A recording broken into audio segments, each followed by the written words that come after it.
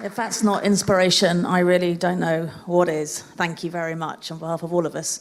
Hello, I'm Sam Phillips. I feel like I've got a brilliant wheelie chair here. It's marvellous. I'm laughing at the fact that we're both up here on the catwalk because, as she said, she's legally blind. I'm just off crutches after a major double foot operation. It's the first time I've worn anything approaching heels, so survival is, frankly, the name of the game.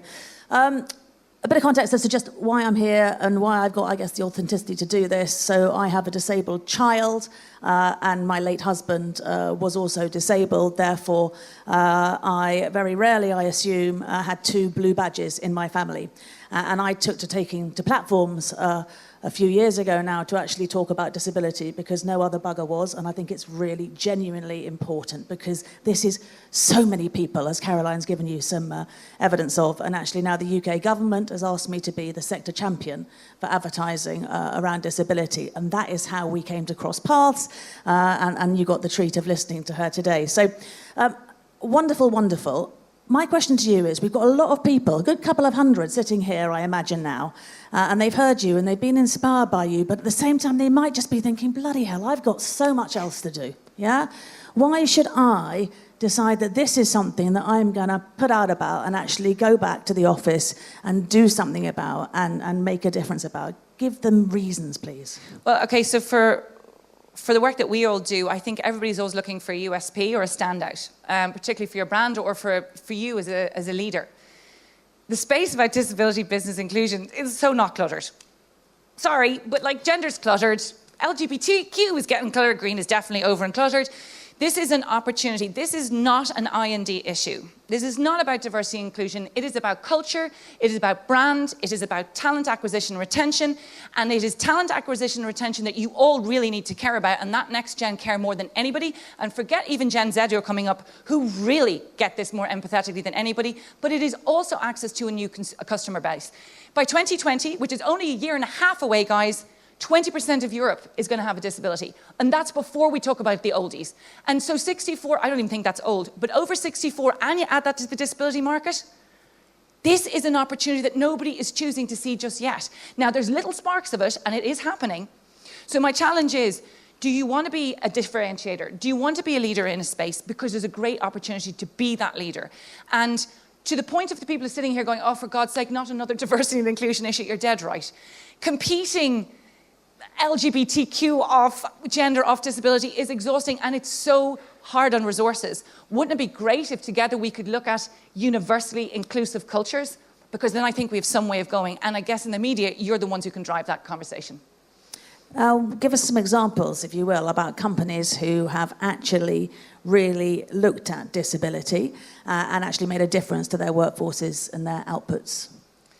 Well, I mean, I'm so biased because I love Channel 4. And for those of you who know Dan Brooke, he's just a legend, CMO of Channel 4. And so I got to meet him. Now, what I think is interesting about a broadcaster, so they had a remit to be ensuring that they were broadcasting programs that were relative to the community to which they had to.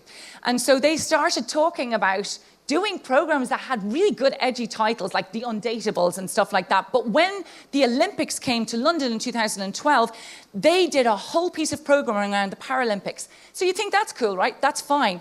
But they made sure they had disability commentators. So people with disabilities as the commentators giving employment. Now, let's see how that changes. In 2016 in Rio, Channel 4 were the only ones doing it in the 2012 Olympics. By 2016, every broadcaster had people with disabilities as commentators for Paralympics. Now, if you think that's not even enough, then they said, okay, we're doing it externally. Let's look at the opportunity internally. And they ran a campaign to see, they thought they had 3% of their employees had a disability. They ran a campaign called This Is Me. They found out they had just under 13% of people with disability, who had a disability experiencing internally. So I think it's a brilliant example, leading with the business and what they have to do, and then internally seeing it, and that is their badge of honor. So people want to come and work with Channel 4 because it's a culture they want to live and work with. Yeah, the reality is, and this might come as a surprise, certainly in the UK, 20% of the workforce is disabled, yeah? Now, you're not employing 20% probably, but you are employing an awful lot, a high percentage. The fact is, they're just not telling you. I've sat in rooms with people who have said, do you know what, I spend 80% of my time covering up that no one spots that I've got a disability, yeah? So even if you don't employ, people with who you know are disabled now, you've actually got them. So there is a bit of a duty of care going on there as well. I guess one of the other complex things about disability is that there are so many different sorts of disabilities, and where the hell do you start as an employer or as someone who actually has a responsibility to put people on screens? That's such a great question, because actually the wheelchair, which is the symbol of disability, do you know only 4% of people, of that 1 billion people, use a wheelchair? So actually 80% of that 1 billion, it's hidden disabilities, like invisible. So when we talk about disability, I just want to be clear, we're saying physical, sensory, eyes and ears and nose and all that kind of stuff, learning disabilities, dyslexia, dyspraxias and all that, and mental health. So in the Sustainable Development Goals, as you know, that are really going to be affecting our business world, and they are, disability was mentioned 11 times, first time ever. This is going to impact our business world, but it's not the typical version of disability. So I think this is a real question about making sure that we do see what people perceive as disability in the visuals and the commentary, but also having a conversation about invisible disability. Listen, the only thing that makes us the same as human beings is that we're different. A lot of us carry that around. And I think getting the conversation going, both about invisible and visible, is probably where we're going to make it happen. But it's hard, because it's like looking at Skittles. If I have a visually impaired person, do I have somebody who's dyslexia? We can't think that way. It's making sure that we are making our businesses, our services, welcome to everyone and anyone. Yeah. A couple of examples in the UK of advertising campaigns that have been inclusive of people with disabilities have been things like Maltesers, with the adverts featuring people who were disabled in wheelchairs, etc. Lloyds Banking Group with some mental health work. McCain's have done some really interesting work with diverse groups recently. I'm wondering, as a person who is disabled, when you see things like that on screen, how does it feel? Well, when we all saw the Maltesers ad, finally, there we are. Because they're my tribe, I may not use a wheelchair, but I see this. I've been to Davos so many times, and there was only me years ago, and now there are other people who are there who expressly speak about disability. When Maltesers came out, it was like, woohoo! And there are some things that happen that, like when Channel 4 did the programme Undateables, for example, there was real controversy around the title topic, but at least it had conversation, which is amazing. But I also want to hold my hat off to Pepsi, who years ago were the very, very first to put disability in advertising. At the Super Bowl, they had a whole ad, it was played at Super Bowl, around a deaf person. And it was such a sexy ad. It's a great ad. And this is what I'm saying is creative minds and genius. I mean, the Guinness wheelchair rugby, that's not about wheelchairs, it's just about athletes doing stuff, because we all share the same emotions. My emotions as a person with a disability are no different to yours. I want to be my best. I want to belong. I want to feel heard. I want to be understood. So I think if we play in the human emotion and see just different people playing that out. Great. I want to talk a bit about Valuable now. And I would love to hear how you go about, yes, you're on a stage here, but when you're having a one-on-one conversation with a Paul Polman type, yeah? How does that conversation go? Well, the conversation with Paul Polman went, he was crazy enough to get on that stage in Bogota. So did Ronan Dunn, as the global CEO of Verizon, and some of the guys from Telefonica. The thing is, I didn't really think that they were going to do anything. And Paul Polman writes to me afterwards, and I'm like, well, can I see you? And then I just went, he goes, you can't give up. You've got to see this through. And I said, well, maybe I've done my job and I can walk away. He said, no. And he said, what do you need from me? And I said, I need your help. So when I looked at Paul, I just said, I've got 5 seats, 5 leaders' seats. Will you write to your friends? To be fair, he's writing to his friends. I'm really looking for somebody in the media world, which is really important, and I'm really looking for a woman. But he's writing to his friends, but very interestingly, because he's one of the CEOs who stood up around sustainability and talking about purpose-driven business affecting the bottom line of a business, what his attitude is, you just continue to do the work, get the leaders, get the data and the research. So then I asked him, what data and research do we need to make this a meaningful conversation for all of you? And so what we've done is we're commissioning a piece of research in partnership with the World Economic Forum and another big professional service brand. I can't say that to you just yet. But it's about the leadership experience of the FTSE and Fortune companies. them as an individual or as a family. Now, we think it's going to be 15%. I know there are CEOs out there who, like me, have been hiding their disability for a very long time. It's unusual for somebody like Richard Branson to come out and talk about his dyslexia. John Chambers before him, Satya Nadella has a son who has a disability. It's just humanity, isn't it? So it's getting Paul to use his networks, to giving us the access. It was talking to you, to get me the access into the Omnicom Media Group. Because this is not about money, this is about starting conversation. And also, we're going to probably fail at some things, and that's okay. But this is not about naming and shaming. It's just about how can we make this better, and how can we make this an opportunity for all of us. And this shouldn't be about a Caroline Casey either. It needs to be, me needs to go, leaders need to stand. So what would you like everybody in this room to do, to take on personally when they leave? How could they genuinely help valuable spread the global word? Well, I love hugs, so anyone who gives a hug afterwards, because I've just done this, and this is great. But the one thing I would say to all of you is you're all in businesses and companies. So we're going to be making this call to action from Davos in 2019, about 500 companies tabling this on their board agenda, okay? I want you to go back into your business and your companies and to see if that can be done. We will be providing you with a toolkit, a film, an assessment process, and all of that. Consider that. But the most important thing I would love you to consider is bring me into your company so I can talk to your leadership. I can have fun with them, I can drink with them, I can speak to them, but can we just get this conversation going? I'm here, this is our job for the next 9 months, is to get as many conversations going. All I'm asking you to do is ask the question, how could we do this? Because if you ask the question, you begin. You're not supposed to be an expert. Nobody's here trying to beat you over the head. I'm just saying, I have an invitation. Do you want to be the winner? And if I cast you forwards, you talk about 9 months, but if I cast you forward, say, a decade, 2 decades, what has Valuable achieved? That I don't have to do this anymore, probably, that I'm not here. I think, 2 decades is too long. What I would love, valuable success is that actually disability is being reported at board level like any of the other issues that exist around your human potential. Okay, so that is just one of it.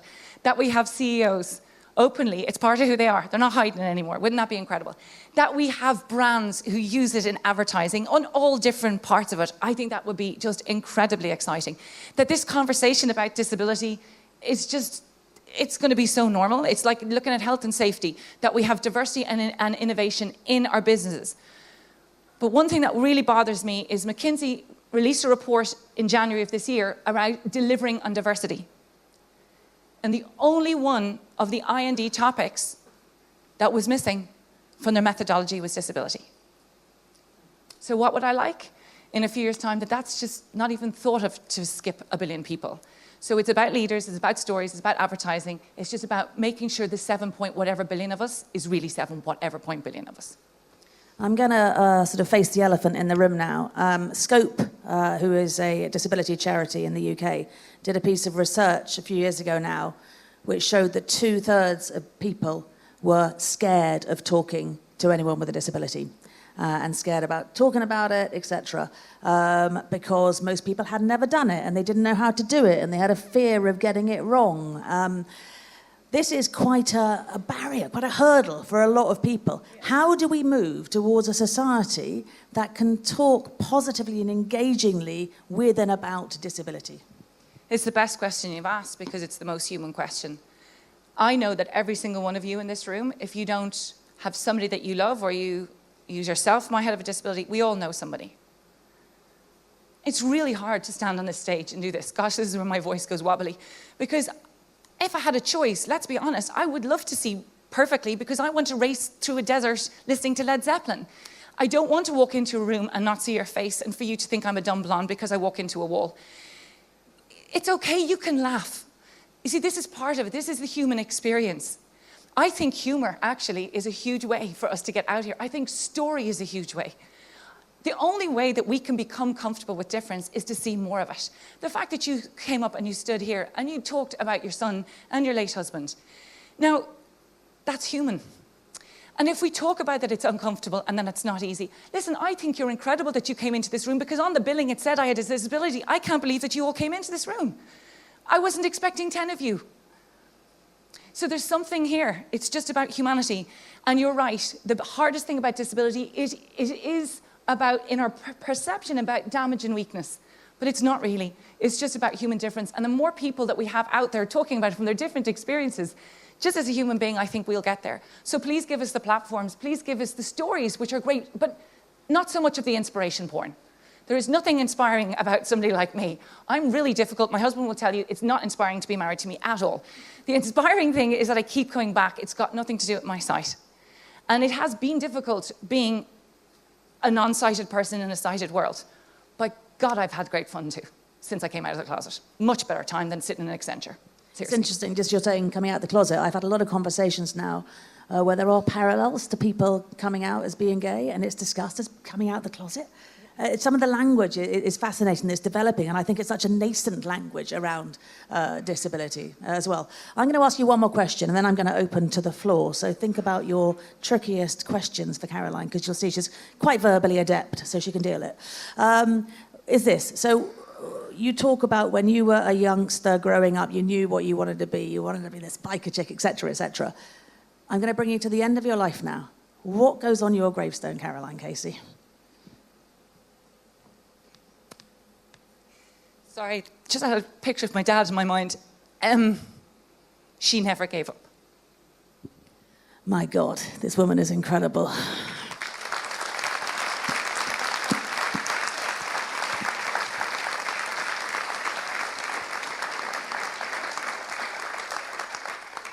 She's going to make me cry any moment now as well. Right, questions from the floor.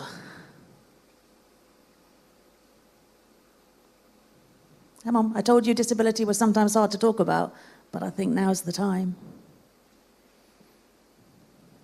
To save us, just one of you. There has to be a plant. Come on. Okay. Oh, yes. At the front here.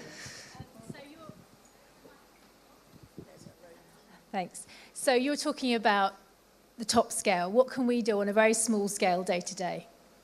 How can we individually, because obviously we're part of big corporations and you're looking at the big top level, but on a day-to-day, what's the small things that we can do to help change the way our corporations work? Your influence in your business. You're actually more powerful than the big ones. You're the way to get to them. That's the point. It's our allies in this. Look, we need the big dudes, okay? Right, we do. But actually, it's you guys who choose to work in those companies. What company are you choosing to go to? In a company, the culture that allows you to flourish and be yourself? It's your choices as a consumer and your choices in the company that you work with, and articulate that. And the best other thing that I can ask you to do is just ask the question. It's just asking the question. Even for you to sit back and go, have we considered the disability question? That's it.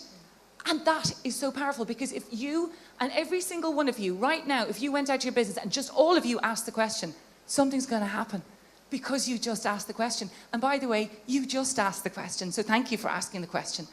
Because you're not going to be foolish, you're not going to be stupid. It's just saying, listen, I'm wondering, what can we do about this? That's so powerful. Don't underestimate how powerful that is. And then encourage your peers and similar to do that. So it's that simple right now. Great, thank you. It reminds me, one of my favourite quotes is from Glinda the Good Witch in Alice in Wonderland. And she says, you are capable of more than you know. And each one of you is, and each one of you has that power should you choose to wield it. Questions? Any more questions? Hi. Yes, hiya. I have a question. Do you want me to answer? Cool. Thank you. Caroline, thank you for that. That was amazing. So I run a business. We're not the scale of Unilever, right? So we can't go... Can I come down and see Yeah, you? do. How... I get the whole, like, I can change the narrative inside the company, right? And as a business leader, that's what we can talk about. I don't think I've ever been aware of a job application incoming, an incoming application where somebody said, I am disabled. Now, maybe they are disabled, as you say, people like hide it. What should I do? Do I say we are actively looking? Do I say we are open to it? Do I have to be that explicit? Do you know what I mean? Or do we, because I believe, I completely support this, like to champion that idea. I'm totally open to the incoming application, but I can't think that we've ever had anybody apply that said, I'm disabled, so you need to factor that into decision making. So How explicit should I be in hiring? That is probably the issue of disclosure, as Sam talked about it. We hide it. I mean, I hid it. Okay, so I'm not going to go to a job and because I didn't at the time. Now I would. I'd go to you and say, listen, I'm visually impaired and I'm amazeballs. Look what I can do. I didn't do that then. But what I'd say is, if you're in a small company, the best examples of business disability inclusion happen in small to medium companies. Believe it or not, it's not actually in the global players. Oddly. All right? So that's the first, because you're more familial and you're closer. The thing that I could say to you, and we're not even just talking about the employment of people with disabilities, I'm talking right across the supply chain. So do you do business with suppliers who have an inclusive approach? That's an easy one to think about. Do you retain somebody if they acquire a disability? That's another way to do it. Are you thinking of, I don't know what your business is, but if it's a B2C business, are you ensuring that the consumer... It's a management consultancy, actually. Oh, well, hello, management consultant. Terrible. Do you think he'd have copped I was blind? So what I'm saying to you is it's being mindful of the conversation right across the supply chain. That's important. But the best thing you can do as an employer is say, I am welcoming all talent. Yep. I welcome all talent. And you will get the support should you find somebody who has a disability, who needs an accommodation. It's all there for you. But if you explicitly say, I want to have a culture that is universally inclusive of the community and society we operate in, I welcome all talent. If they don't get the job, they probably didn't get the job because they weren't the right cultural fit, or they were right personality fit, or they didn't have right skills. But welcome them in. There is a very easy thing to do, which is to put on your job specs, to actually put at the bottom, not just we're an inclusive employer, but we welcome applications from people who are disabled, LGBT, etc. That's a really good step. Some companies are going further now. They are actively saying without a diverse candidate list, you can't start the interview process. Yeah. There is an Omnicom agency in the UK which actively asks agencies, recruitment agencies, please, have you got any disabled people on your books? Because we've got pretty good at that, because we've changed our policies, etc., to be accommodating. So there are ways when you start leaning in. The clock is ticking. It is time to go. But I would like to thank you so much for getting up early to talk about inclusion. I truly believe that it was worth it. You're amazing. Thank you.